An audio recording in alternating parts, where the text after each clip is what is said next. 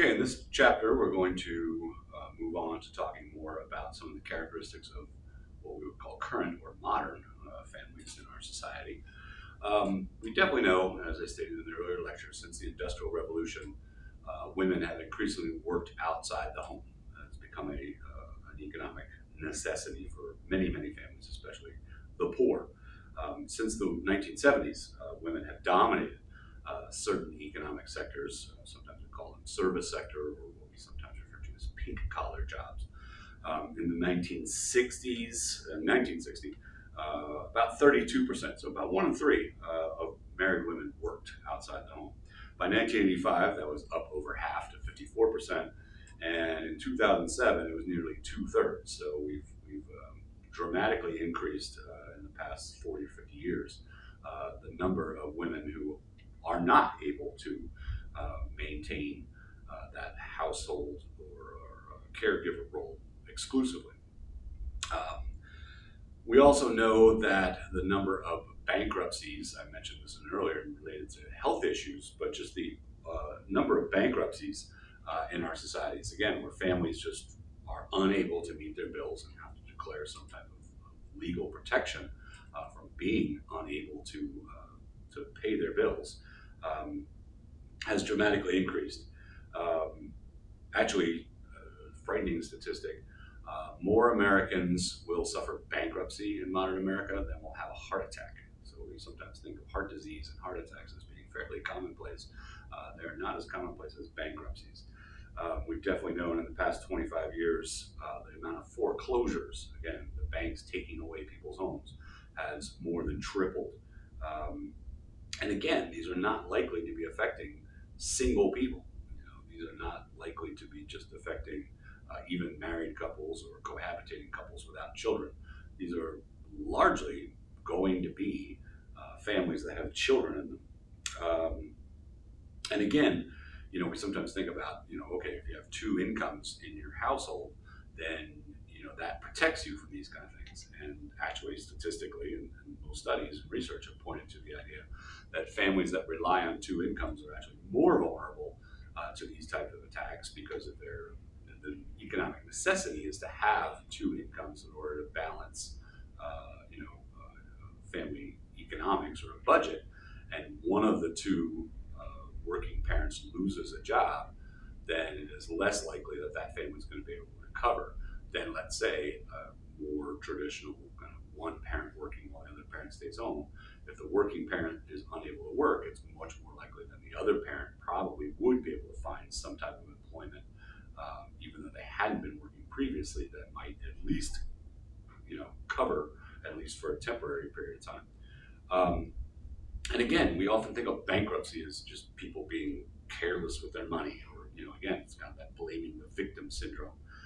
We definitely know that, again, medical issues, as we discussed in an earlier one, is a prime reason, and people clearly usually don't choose to get injured or sick.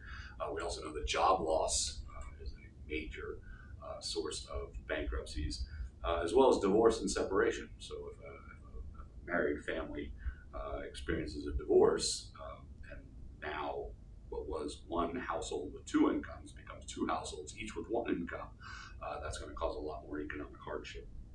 And again, our society has not made this any easier. In 2005, Congress passed legislation actually making it more difficult to file for bankruptcy. Again, bankruptcy, not to turn this into a law class, but it's financial protection when you can no longer pay your bills. So you declare bankruptcy, and again, I'm way oversimplifying this, and you are put then basically on the schedule by which you have to pay back your creditors, but that's legal protection that they can't take things from you like a home or the majority of your wages all at once. So you have some legal protection to be able to try to pay back this. And basically, Congress is completely, our society has consistently made it more difficult for people to seek out bankruptcies. And once again, you would say, well, who's prompting that? And it's usually banks and lending industries, mortgage companies, that would not want people to declare bankruptcy because then they can't seize property.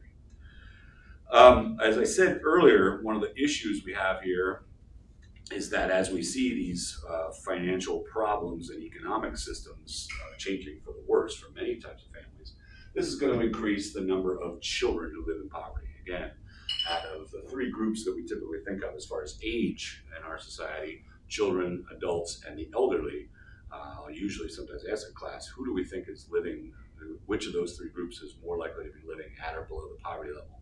And almost exclusively, and maybe it's instinctively we don't like to think about this, I'll often usually argue it's probably the elderly, because we think of the elderly as being very vulnerable to financial disaster. And then second, people will say, well, it's adults.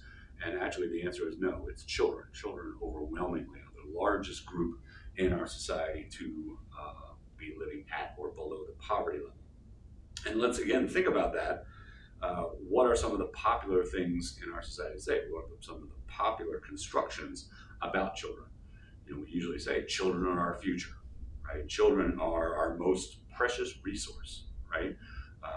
We have to, protect children at all costs in our society, and yet the structure of our society has resulted in, again, this enormous amount of children living at or below the poverty level.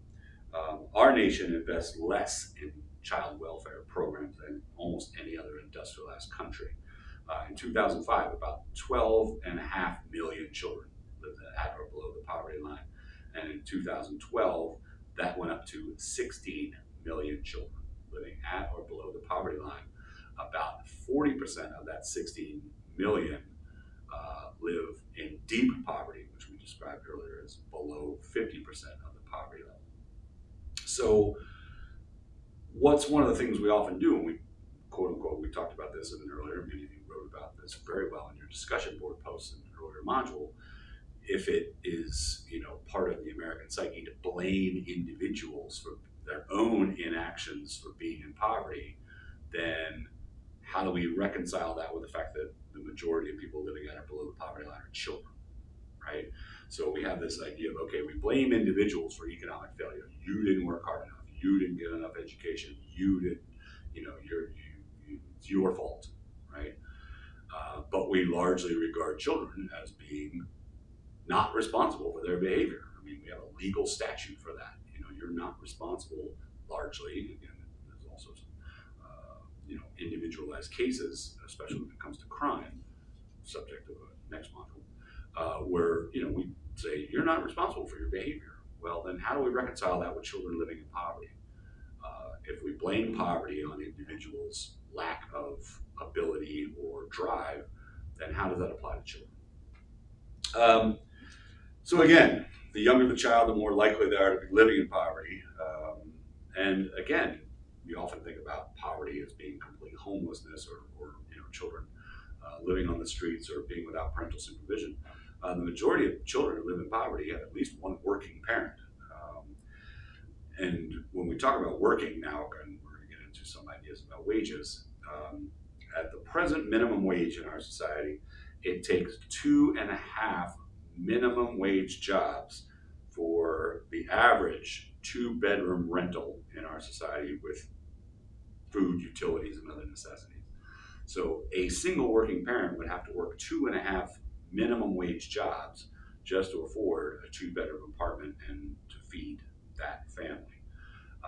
As we know, that's largely impossible, not only to find, to sometimes working 2.5 jobs, but also the idea of then also being able to maintain effective parenting. So we often talk about neglected children in poverty as well. There's a chart that talks about the rising cost of healthcare that I'll post not only in the childcare, I should say, not healthcare, although costs are rising. That I'll post not only in the course shell, but also you can look up in the Heiner text that talks about the increasing amount of childcare.